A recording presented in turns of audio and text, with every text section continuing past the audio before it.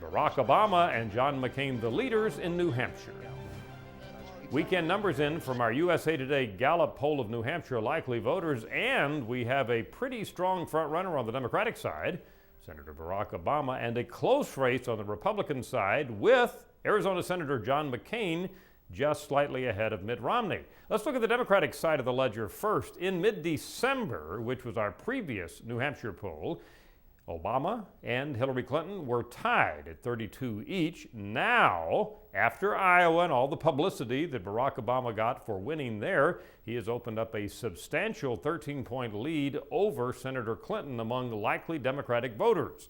When we look carefully at the data, we see that Obama does better among independents who aren't registered Democrats in New Hampshire, but who tell us they will be voting in the Democratic primary, than he does among hardcore registered Democrats. Also, a gender break. He, that is Obama, and Hillary Clinton break even among women. Obama has a dominant lead among men, among, again, the likely voter Democratic pool in New Hampshire.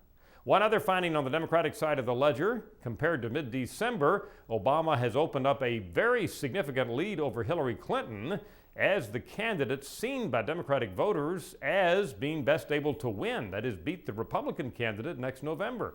This is a major turnaround.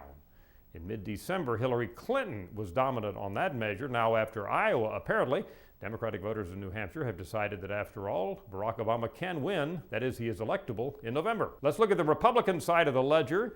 We had in mid-December Mitt Romney slightly ahead of John McCain.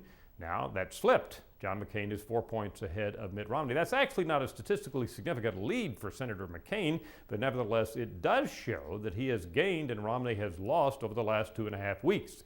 Of interest, the position of former Arkansas Governor Mike Huckabee.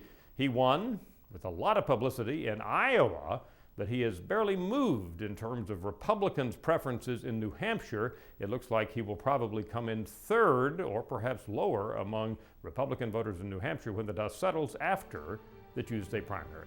I'm Dr. Frank Newport, editor-in-chief of the Gallup polls.